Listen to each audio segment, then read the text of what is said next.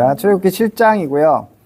6장 얘기가 기억이 안 나실 텐데 6장 얘기는 이제 모세가 애굽으로 다시 돌아갔고 그리고 바로에게 찾아가서 얘기를 하고 하나님께서 이제 내보내라고 한다 얘기를 했고 바로가 흥하면서 이스라엘 백성들의 고역을 더 강화시켜서 이스라엘 백성들도 마음이 상해서 더 이상 모세 얘기를 듣지 않고 있고 모세도 지금 되게 마음이 또 상해서 상황이 계속 안 돌아가니까 하나님 앞에 난 못한다고 했잖아요 뭐 이렇게 하면서 불평하고 그래서 하나님께서 계속적으로 네가 이 일들을 해야 된다 이렇게 말씀하시는 그 장면 그런 게 이제 6장의 이야기였습니다.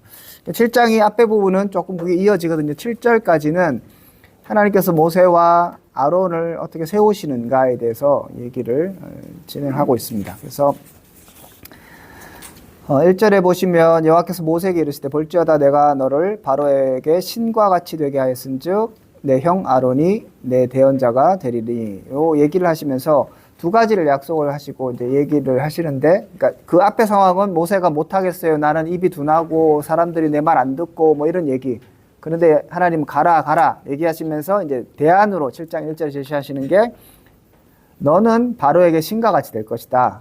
이렇게 얘기를 합니다. 근데 신과 같이 된다는 의미가 정확하게 뭐 어떤 의미인지는 뉘앙스는 어느 정도 충분히 파악하지만 결과적으로 바로가 모세를 볼 때마다 막 신과 같이 생각했는데 뭐 그런 건 아니거든요.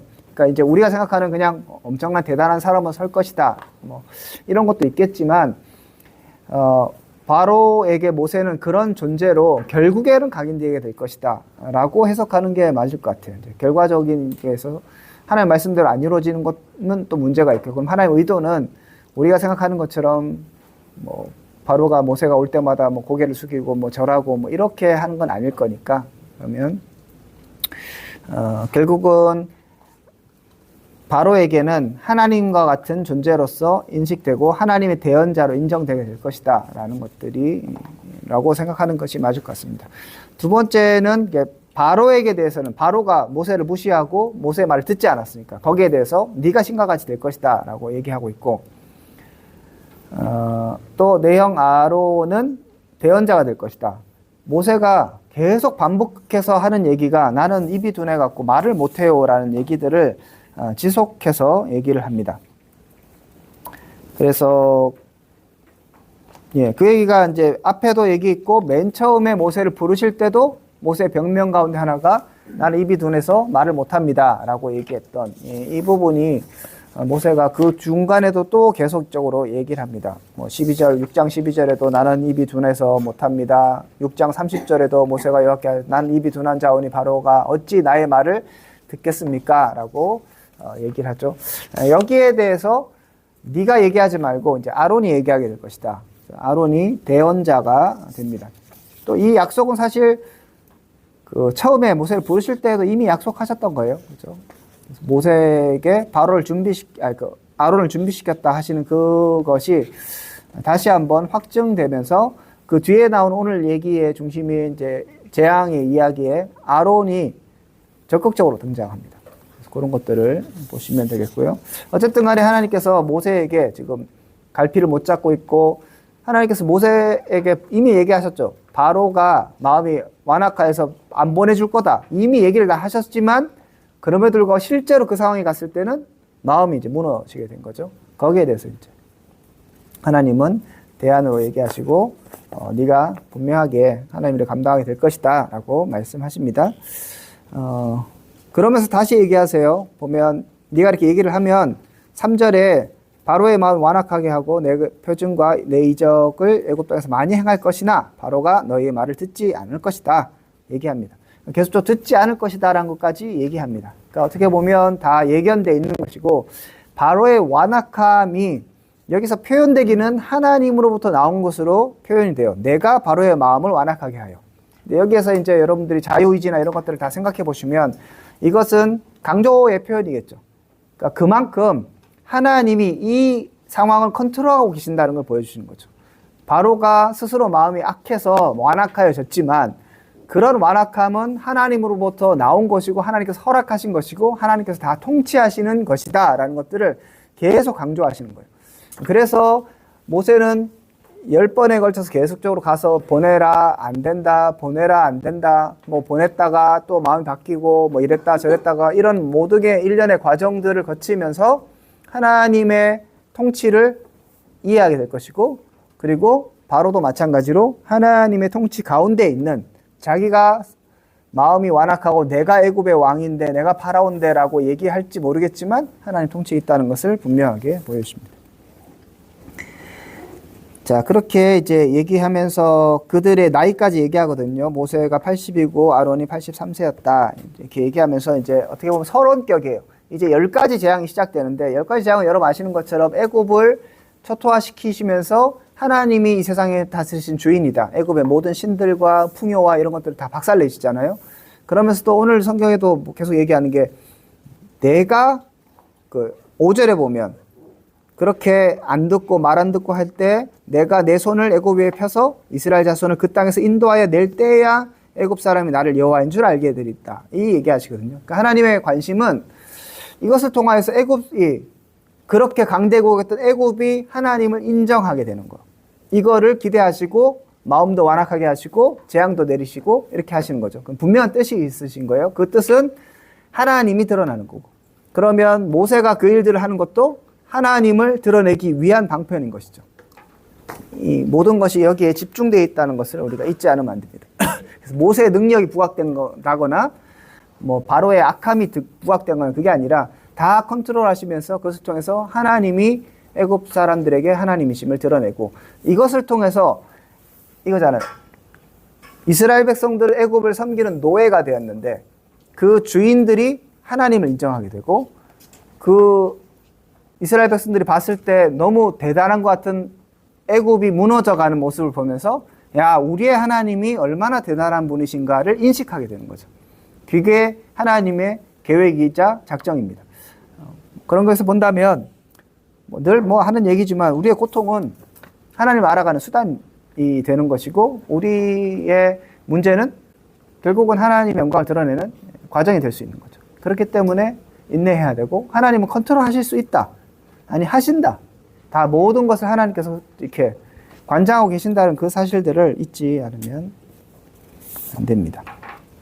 자, 이렇게 하나님께서 모든 것을 다 다스리고 있다고 하고, 이제 모세와 아론이 하나님께서 말씀하신 것을 따라서 이제 바로 앞에 가게 됩니다. 그래서 8절부터 나오는 그 얘기가 이제 바로 앞에 서서 지팡이를 던지고 그것이 뱀이 되고, 이 얘기가 이제 먼저 등장합니다. 그러니까 10가지 재앙 앞에 뱀의 기적이 먼저 나오는 거예요. 요거는 10가지 재앙의 서론격인 거죠. 그리고 그 서론 10가지 재앙을 전체적으로 할 때 이 두 사람을 준비시킨다는 것이 오늘 요 앞에 이야기고, 그렇게 본문의 구성을 보시면 되겠고요. 자, 그래서 이렇게 일을 하시는데, 여기 보면 자세히 보면 우리가 이제 착각할 수 있는 게, 맨 처음에 하나님을 만났을 때 모세가 모세의 지팡이를 던지고 그것이 뱀이 되고 이렇게 됐죠. 근데 여기서는 보면 모세의 지팡이가 아니에요. 아론의 지팡이거든요. 그래서 모세가 아론에게 명령하고 아론이 그 지팡이를 던졌을 때 뱀이 되고 이렇게 됩니다. 그래서 아론이 확실하게 대언자로서 자리매김했다. 앞에서 이제 그렇게 하셨으니까 그거를 이제 정확하게 보여주고 계시는 장면들도 확인할 수 있습니다. 그래서 이제 뱀이 되었고요. 뱀이 되었는데, 여기 보면 이제 11절에 보면 바로도 현인들과 마술사들을 불러서 그 애굽 요술사들도 그들의 요술로 그와 같이 행했다고 합니다. 지팡이를 던지면 뱀이 되었다고 얘기를 하는 거죠. 그래서 요런 이제 장면들이 앞에도 이제 몇 번 계속 되잖아요. 재앙에서. 애굽의 술사들, 요술사들도 하나님 하신 일들을 흉내 내고 있죠. 근데 여기에 본질적인 차이가 있다는 것은 그 지팡이가, 아론의 지팡이가 삼켜버립니다. 그죠? 그러니까 더 강하고 흉내낼 수 없는 거라는 것을 근원적으로 보여주죠. 요게 이제 예고편이 되고 10가지 재앙이 그런 식으로 진행이 되고, 나중에 되면 이 요술사들이 이건 하나님의 권능입니다, 우리가 더 이상 흉내내지 못하겠습니다 할 정도가 되게 되는 거죠. 그래서 이렇게 뱀으로서, 뱀이 이제 먹는 거, 이거는 하나의 상징으로서 하나님의 권능이 본질적으로 다르다. 뭐 이렇게 생각할 수 있겠고요. 왜 뱀인가? 굳이 뱀. 뱀은 별로 이제 안 좋은 이미지잖아요. 지팡이를 뱀을 만들고 이것을 첫 번째 기적으로, 그리고 베드로가 처음 모세가 하나님 만났을 때도 그걸로 보여주시죠. 뱀 만드는 거를 이제 기적으로, 표적으로 보여주시는 거. 그럼 왜 뱀인가? 뭐 여러 가지 이제 얘기가 있는데, 주석에는 이런 얘기를 합니다. 구약 전승에 의하면 애굽은 갈대 막대기에 비유되었다. 애굽이 막대기에 비유되었다. 에스겔서 29장에 나오고요. 애굽은 갈대와 같이 연약한 존재로 이스라엘 아무 도움이 되지 못하는 존재, 의지해서는 안 되는 존재다라는 걸로 이제 얘기가 나온다. 또 때로는 갈대는 날카로운 칼날과 같이 사람을 상하게 할 수 있는 위험한 존재이기도 하다. 또 구약의 전승에서는 뱀이란 사악하고 인간의 삶을 위협하는 위험한 동물이다. 하나님께서 아론의 지팡이가 뱀으로 변하게 하신 것은 애굽의 실체를 밝히신 것이다. 갈대 지팡이인 애굽은 뱀과 같이 위험스러운 존재임을 의미한다. 라고 어떤 주석에는 써있더라. 참고하시고. 정확하게는 뭐 왜 뱀인지 모르겠는데, 이제 해석할 때 잘 모르겠는 건, 물론 역사적 정황이나 다른 것을 통해서 이런 해석들을, 결과물들을 낼 수 있고, 잘 모르겠는 건 이 뱀으로 됐다 이 자체가 중요한 게 아니라, 결국 그렇게 기적을 하고 똑같이 따라하고, 이 패턴이 이제 계속 되잖아요. 따라 했는데 그 뱀을 삼켜버렸다. 이게 오히려 더 중요한 메시지인 거죠. 그래서 흉내 내는 것이 어느 정도 가능하고, 그러니까 세상은 하나님의 능력을 부정하려고 자기의 능력들을 최대한 발휘해 보는 거죠. 그런데 이건 본질적으로 다르다는 것을 여러 재앙에 걸쳐서 반복적으로 강조하는 것이다 라고 볼 수 있겠습니다. 자, 그렇게 하고 했지만 바로의 마음이 완악해져 갖고 그들의 말을 듣지 않았다. 그런데 성경이 얘기하길 여호와의 말씀과 같았더라. 그러니까 하나님 통치 가운데 있다, 컨트롤 가운데 있다라고 얘기를 합니다. 그래서 이제 14장 4절부터 이제 그 첫 번째 10가지 재앙이 시작이 됩니다. 첫 번째 재앙은 나일강의 물을 피로 바꾸는 작업입니다. 이게 이제 대표적으로 나일강이긴 한데, 다른 모든 곳의 물에 피가 이제 된 것 같아요. 그래서 모든 강, 하천, 뭐 호수 이런 것들이 변해졌지만 그걸 대표적으로 나일강이라고 얘기하고 있고, 그러면 이제 우리 역사적 해석을 통해서 나일강이라는 건 애굽의 부의 상징이자 풍요의 근원이죠. 애굽 될 수 있는 건 계속적으로 1년에 한 번씩 주기적으로 범람함을 통해서 풍요와 이렇게 비옥한 토지, 그 다음에 나일강을 통해서 계속 물류들을 이렇게 운송하고 이런 것들, 그러니까 생명의 근원이고 풍요의 근원인 이거를 치셨다는 건 굉장히 상징적 의미가 있죠. 첫 번째 재앙으로서 이거를 했다는 걸, 애굽의 이런 부와 부흥이 하나님의 통치 가운데 있다는 것을 보여주는 겁니다. 하나님이 건드리면, 지금 일반 은총 가운데 하나님께 허락하셔서 애굽이라는 이런 지역적 그 기반으로 해서 그런 거대한 제국이 만들어졌는데, 하나님께서 허락하셨기 때문에 가능한 것이고, 하나님이 명령하시면 그러한 근원들이 다 무너질 수 있다는 것을 분명하게 보여주는 거죠. 그래서 이 강물이 피로 변합니다. 그럼 왜 피인가? 또 이거를 보면, 피는 이제 성경에서는 긍정적으로 보면 구속, 사함, 생명을 상징하기도 하고, 또 부정적으로 본다면 생명이니까 이게 이제 죽음을 상징하기도 하죠. 피가 두 가지 의미가 있는데, 여기서는 당연히 부정적일 거니까 물, 생명, 이것이 피, 죽음이 되었다. 그리고 그 물이라는 게 강으로 다시 한번 대변되면서 애굽의 모든 풍요와 모든 근원들이 이제는 죽음이 될 것이다 라는 것들을 상징적으로 보여주는 거고, 실제로 이 상황 가운데서는 물고기가 죽고 이렇게 악취가 나죠. 그러니까 죽음의 그림자, 물고기도 다 죽었고 사람들도 물을 얻지 못해서 강가에 막 긁어서 물을 얻고, 이런 상황들이 이제 있게 되죠. 그래서 요거는 제가 봤을 때는 이제 첫 번째 재앙이니까 첫 번째 재앙으로서의 의미를 조금 더 살려본다면, 첫 번째 재앙이 아까 얘기했던 근원의 문제를 치시고 그것을 피로 바꾸셔서 죽음을 상징하신 것은 마지막 재앙인 그 장자의 재앙, 죽음을 예표하는 것이 아닌가, 예시하는 거죠. 예고편인 거죠. 너희들의 근원, 장자를 죽는 것도 그 집안의 생명의 근원을 죽이는 것이죠. 모든 집안의 장자는 다 있기 때문에 첫 열매인 것을 딱 제거하시면서 죽음으로 완전히 이제 몰락시키는 것을 예고한다고 볼 수 있습니다. 그래서 말을 들으면 좋은데 말을 듣지 않습니다. 거기에서 또 이제 22절에 보면 애굽 요술사들도 자기들의 요술로 그와 같이 행함으로 바로의 마음 완악하여 그들의 말을 듣지 아니하니라고 되어 있습니다. 그것도 여호와의 말씀과 같았더라. 하나님의 통치 가운데 컨트롤에 있고 그렇지만 이 기적을 이 이적을 요술사들도 똑같이 행해 보인다. 근데 한번 생각해 보면 이런 것 같아요. 예전에는 뭐 그렇게만 생각했는데 요술 혹은 이제 마술사들이 정말 능력이 있다면 이건 이제 사실은 하나님이 애굽의 신들을 다 부수는 그다음에 그 근원들을 다 부수는 그런 싸움과 같은 거라면 전쟁이라면 하나님이 이제 한 방 던지신 거죠. 근원을 팍 치셨어요. 그래서 피가 되고 완전히 초토화됐다고 치면 이제 이쪽에서 어떻게 나와야 됩니까? 나도 할 수 있어라든지 뭐 그게 아니고 물을 뭐 다시 피를 물로 바꾸든지 이렇게 해야 되잖아요. 그렇게 해야 싸움이 되는데 나도 할 수 있지롱 하는데 아무 도움이 안, 그걸 할 수 있으면 뭐 어떡할 건데. 그러니까 애굽에는 전혀 도움이 안 되는 거를 하고 있는 거죠. 그 얘기는 뱀으로 만들었어. 뭐 어떡할 건데.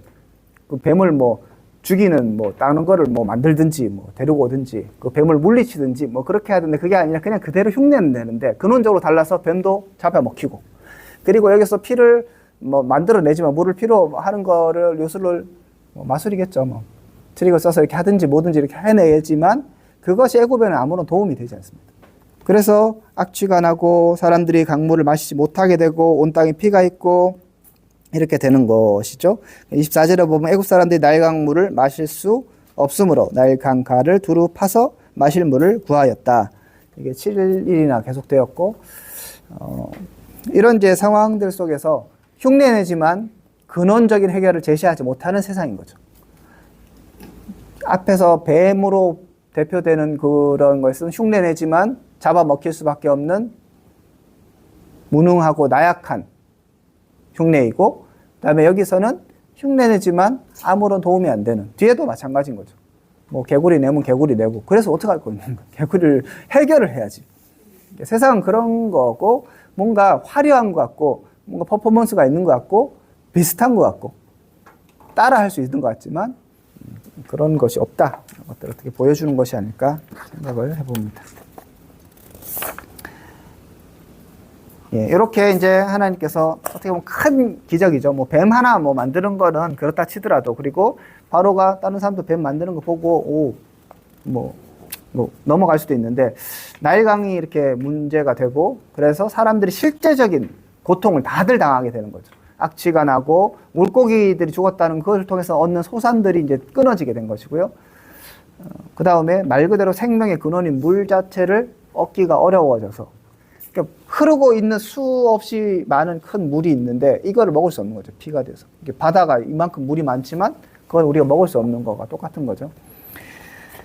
그런 상황이 되었지만 바로는 마음을 완악하게 해서 신경도 쓰지 않습니다. 참 쿨한 것 같아요. 그죠? 23절에 보면 바로가 돌이켜 궁으로 들어가고 그 일에 관심도 가지지 않았다라고 얘기합니다. 그러니까 이게 이제 이방신, 이방의 나라의 지도자, 그 다음에 하나님과의 차이를 드러내는 거죠. 하나님의 백성 돌아보시고 그들을 인도하고 생명을 주시고자 하신 그 마음으로서 그들을 인도하신다면 바로는 자기의 생각과 자기의 고집 이런 것 때문에 백성을 돌아보지 않습니다. 나중에도 되면 뭐 더 이상 이제 이거 하면 안 됩니다. 보내주십시오라고 신하들이 그렇게 얘기해도 마음을 완악하게 해서 보내주지 않죠. 그러니까 백성, 이 사람들은 전혀 생각하지 않는 세상의 악한 왕에 대한 또 모습이기도 하고 그만큼 이제 또 완악한 그런 그 바로의 모습을 또 대변해 주는 거라고 볼 수 있습니다. 어쨌든 신하들이 뭐 하인들이 물 자기는 길러 올 거니까 뭐 일단 모르겠다 하면서 그냥 쑥 들어가 버린 거죠. 악취 나니까 그냥 집에 갔어요. 그래서 나름 이렇게 호기롭게 펼쳤더니 첫 번째 재앙은 어떻게 보면 무용지물이 된 거라고도 볼 수 있죠. 모세 입장에서는 이 말이 안 듣네, 이거 통하지도 않네. 그렇지만 하나님께서 원하셨던 것은 얘기했던 것처럼 결국 이런 하나하나씩 쌓인 이 재앙 속에서 하나님 어떤 분인가를 보여주고 애굽이 그다음 이스라엘 백성들이 하나님을 인정하는 것까지 가기를 원하셨기 때문에 모든 것을 빌드업해 가시는 과정에 있다라고 보시면 되겠습니다.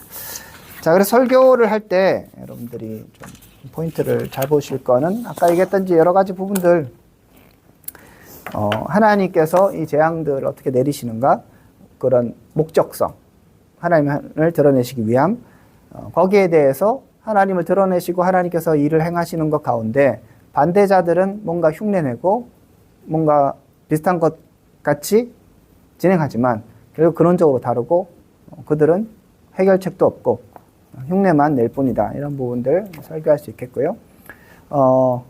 근데 이제 조금 이제 문제는 여러분들이 만약에 출애굽기를 하나하나씩 이렇게 연속으로 설교를 하신다면 10가지 재앙은 양상만 바뀔 뿐 내용은 똑같거든요. 그래서 이제 첫 번째 이런 얘기들을 다 하고 나면 그 다음 재앙부터 할 얘기가 없어지고 또 요술 또 나오고 또 요술사 나오고 뭐 이렇게 하니까 조금씩 달라지지만 이게 좀 어려울 수 있죠. 그래서 전략은 만약에 이제 이런 10가지 재앙을 할 때는 통으로 설교를 하시든지 본문은 뭐 앞에만 잠깐 잡더라도 전체 10가지 재앙을 하셔서 전체를 다루시든지 아니면 하나씩 다루더라도 전체를 먼저 한번 훑어서 그 차이들을 먼저 분별하신 후에 이렇게 메시지를 좀 이렇게 놔둬야 돼요. 한 방에 다 쏟고 나면 첫 번째 한 두 번째까지 내가 쓸 거 다 써놓으면 나중에 할 얘기도 없고 똑같은 얘기 할 수 있으니까 전략상 메시지 분배를 하고 그 다음에 분명히 근원적으로는 같은데 목적성도 같고 패턴도 똑같이 완악해지고 인정하지 않고 하지만 그 가운데 세부적인 또 차이가 있죠.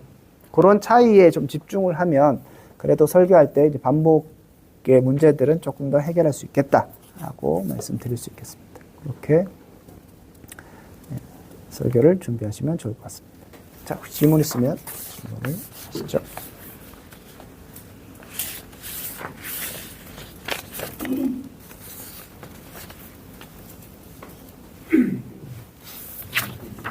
예.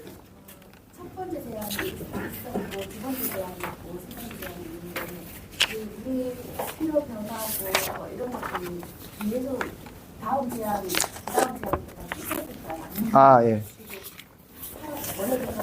예, 그게 이제 어떤 거는 애매하고 뭐 예를 들어 개구리는 뭐 죽고 해서 사실 끝났는데 또 어떤 거는 계속될 것 같기도 하고 뭐 이렇게 해서 왔다 갔다 하는 것 같고 요거는 7일 동안 계속됐는데 그리고 나서 그쳤는지 정확하게 알 수가 없어서 원어를 한번 확인해야 되는지 거기까지는 제가 확인을 못했고 네 그렇습니다. 일단 그래서 만약에 계속되는 거면 진짜 이집트는 와 막 정신머리 하나도 없겠죠. 막 악취와 막 동물 사체와 먹을 거 하나도 없고 난리에 뭐 이 파리 막 생각만 해도 근데 뭐 어쨌든 이게 딱 그쳤더라도 영향은 계속 있으니까 그죠? 그것도 쉽지 않은 상황.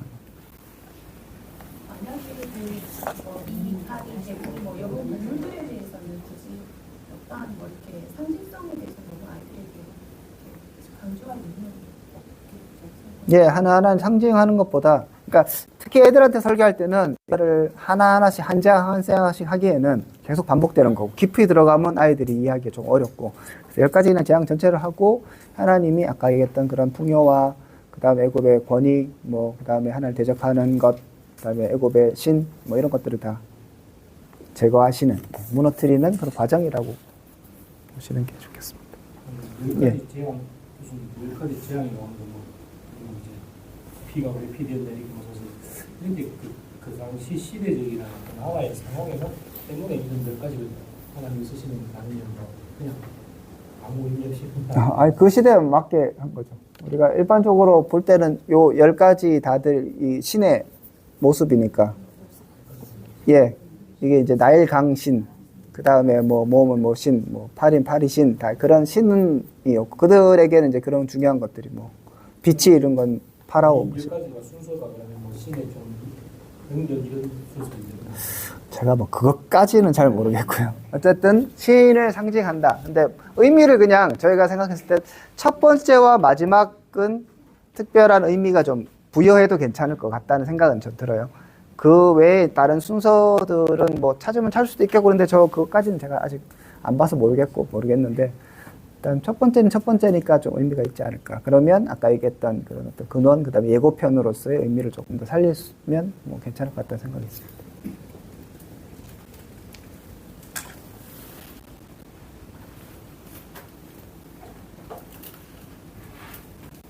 또 있습니까?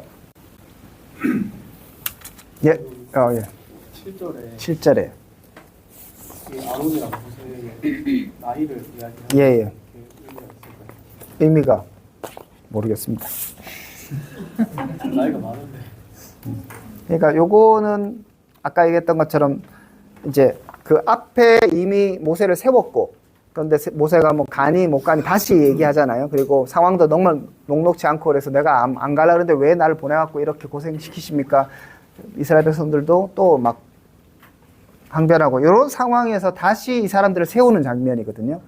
그렇게 하는 걸 봐서 뭐 그 정도의 이제 다시 세우는 장면 가운데 이들을 소개하는 이들이 이렇게 준비되고 그 다음에 아론을 대언자로 세우고 뭐 그런 식으로 봐서 나이를 얘기했다. 구의 나이냐까지는 제가 모르겠고 뭐 하여튼 그런 분위기 속에서 이렇게 등장한 것이 아닌가. 뭐 3살 차이가 난다가 중요한 건 아닐 것 같고 예? 아론이 형인데 모세가 대빵이네 뭐 이거 그렇습니다.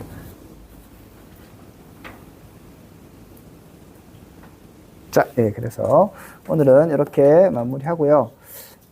또 다음 시간에 8장 보도록 하겠습니다. 자, 수고하셨습니다.